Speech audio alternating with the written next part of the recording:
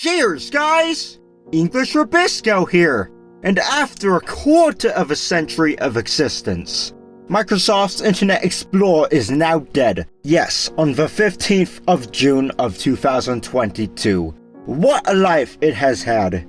I'm sure we've all had to deal with this thing. It was surely the greatest Chrome or Firefox installer. Seriously, nobody who was computer literate liked it, myself included. I remember when I was much younger, maybe over 10 years ago, when I saw somebody using it, I would get so mad and try to tell them that there were way better options out there. But like it or not, Internet Explorer still contributed a great deal to the internet as we know it, and pioneered a lot of what we take for granted today.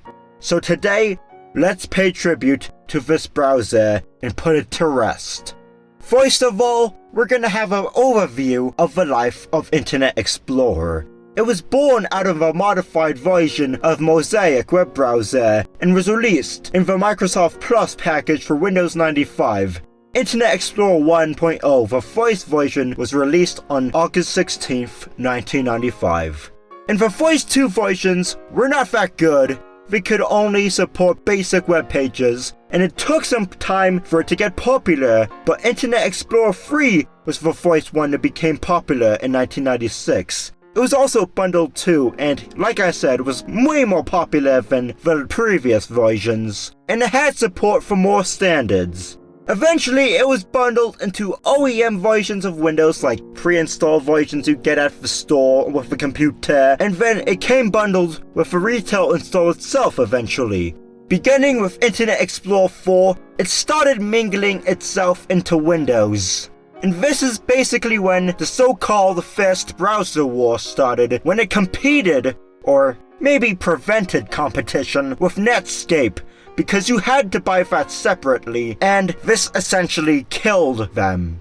Like, the people at that time figured, why use Netscape when you already have Internet Explorer already installed in Windows for free? And then Microsoft basically completely integrated Windows and Internet Explorer together. Like in the File Explorer, they would display folders as if they were web pages, and you could access the internet with the File Explorer and stuff, like, yeah! And it got to the point where they were essentially one and the same, and no, you couldn't delete Internet Explorer from Windows. Now obviously, I'm sure you can tell that this was very sketchy business practices, very anti-competitive. As you see, Bill Gates nowadays might be seen as a great philanthropist, but back then, he truly was the villain, like the Mark Zuckerberg or Jeff Bezos of his time. So the US government sued Microsoft on grounds of antitrust. Of course, you could tell that everyone hated Internet Explorer when Steve Jobs himself was booed when he announced that it would be bundled with Mac on his return to Apple in 1997. Browsers out there, and Apple has decided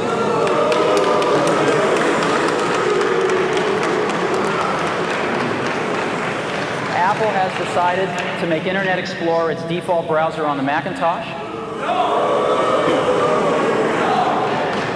So eventually, the United States vs. Microsoft Corporation lawsuit recommended that Microsoft be broken into two companies due to their monopolistic practices, but this was appealed and overturned. Nevertheless, the damage was done to Netscape, and like I said, it was essentially killed because of the rise of Internet Explorer. And that started dominating and started having the majority market share of browsers starting in 1998. Only 3 years after the first version came out. Fast forward a few years to 2001 when Internet Explorer 6 came out with Windows XP and was used as the newest version of Internet Explorer for over 5 years until the next one came out. And it became notorious for security flaws just a few years later. But during the early years, it was clear that Internet Explorer was at its peak, having over 90% market share in 2003. But yeah, it was used for so long that it basically started to stagnate, adding no new features and whatnot for years, and as a result, it wasn't able to support newer and better web standards, and the experience was really outdated and everything. And like I said, for many security flaws that plagued Internet Explorer 6, and when they were actually discovered, it took a long time for Microsoft to patch for exploits. And eventually, other browsers were released. Mozilla Firefox in 2002, and later Google Chrome in 2008. And they proved to be much faster, more secure, and they supported newer standards, and had better features like having multiple tabs and stuff. And it was just clearly superior to Internet Explorer's clunky, old, and unsafe environment. And the second browser war is considered to have begun in 2004. And the thing with Firefox and Chrome are that they are basically open source. So you could modify the source code and make your own internet browser essentially on the source code.